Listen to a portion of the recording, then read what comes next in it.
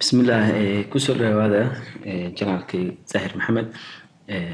سائدا كبلان قاضي عاو حاربا إنا بيلعبا عشر كمكرو إيكونوميك أنتو حليناها introduction economic محل لها economic ما يقيبوا لي هاي iyo qayb walba waxa ay qabato marka waxaan ku bilaawi doonaa introduction marka horta economic ereygaas badanaa comes from wuxuu ka imaaday Greek ka imaaday marka micno ahaan wuxuu noqonayaa in la maareeyo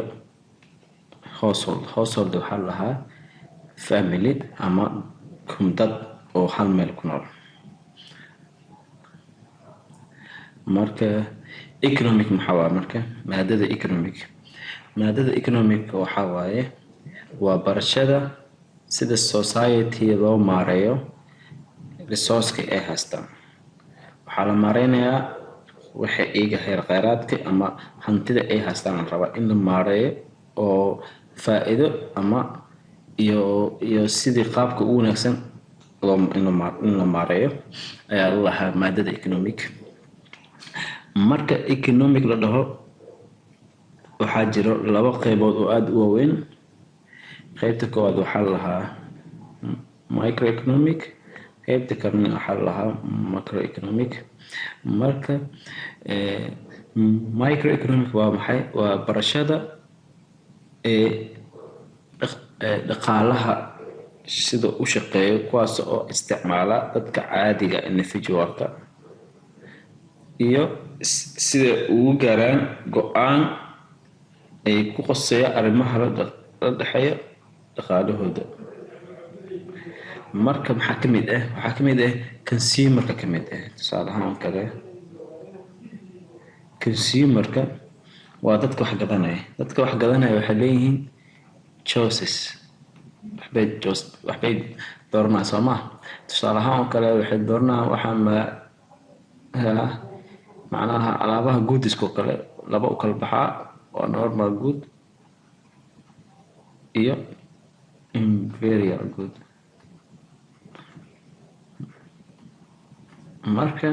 normal good waxa waa sheeyaha price-kooda xoogaha qaab oo qaaliga ah inferior oo price-ku waxyaalaha jaban oo low price-ka ah marka qofka consumer-ka individual-ka mar walba wuxuu ka fikiraa wuxuu dooran lahaa wuxuu doorbidaa ku fikraa marka wuxuu fiirinaa waxaan normal ama fiirinaa midka hadba joosko midka uu haboon oo qaadanaya asiga dantiisa uu jirto marka laga hadlo resource owner-ka dadka hantida leh wuxuu ku fikirayaan hantida sida increasing u sameyn lahayd tusaale ahaan kale wuxuu ku fikirayaa investment oo ah inuu ku sameeyo oo ah production inuu sameeyo productionkaas oo ah wuxuu kala baxaa land capital iyo labor waa dhulkii iyo wixii lagu soo saarayay oo ama tusaale ahaan oo kale markaad warshad rabtana sameyso marka waxaa u baahan tahay dhulkaas ayaa waxaa ka sameynaysaa haddana agabkii mashiinkii ayaa keenaysaa dhismihii mashiinkii ayaa keentay mashiinkii markaa keentana waxaa u baahan tahay dad labor ah oo kaaga shaqeeyo dadkaas maxaa iyagana la imaanayaan fikrad oo ah entrepreneur marka afartaas qaybood oo capital ku baxaa productionka waxyaalaha lagu soo saaro waxaa ka mid ah qaybtan dambe oo businesskana waxay ka fikiraan production macnaha haddii oo shaqaale aan qaato oo plus employee haddaan qaato maxaa benefitkayga incomekayga muxuu ka saa'idaa oo kale ka hadlaa markaas tusaale u ah marka economic kala hadlo wuxuu ka hadlaa waxyaalaha totalka ah oo ah waxyaalaha isku gegeeyay tusaale ahaan oo kale Soomaaliya waxay ka kooban tahay intaasoo gobol marka wuxuu dul isku wada geeyo oo gobol wuxuu soo saaro marka isku geeyo waxaa la aggregate as a nation waaye or level of output kasoo saarkaas asoo loo fiirnaa as a national oo fiirino. Tusaale ahaan oo kale waxaa ka mid ah income oo kale per capita income oo kale per capita income waxaa lagu helaa per capita-ka in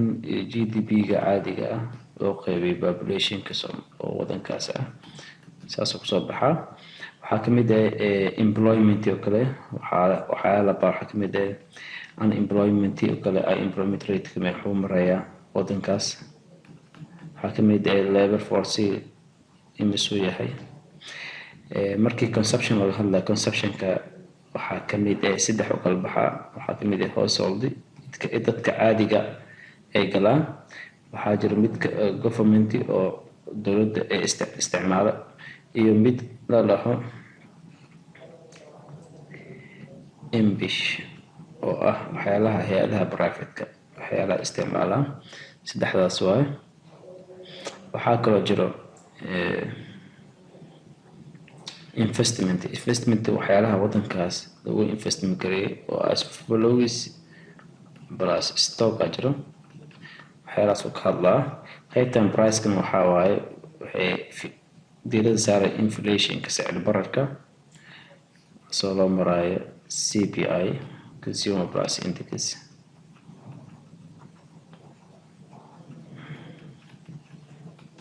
marka intaan waxaa waa overview. macroeconomic wuxuu saaraa diirada aniga midkan muhiimsan maadaama ay tahay course-ga rabnaa dhigano income-ka wadanka per capita income. tusaale ahaan employment-ga shaqaaleynta wadankaas, consumption-ka waxyaalaha isticmaala, waxyaalaha oo maalgelin lagu sameeyo, iyo waxyaalaha price-ka la xiriira sida inflation rate-ka. intaas rabnaa kusoo gagabeeyo. waa just interview. cashirkeena dambe kuu soo socda aada gudaha ugu gali doonaa. wadaad su-aal u baahantaa waad weydiin kartaa fadlan emailkaya ama description-ka oo commentiga igu soo qor. waana mahadsantahay. Bye.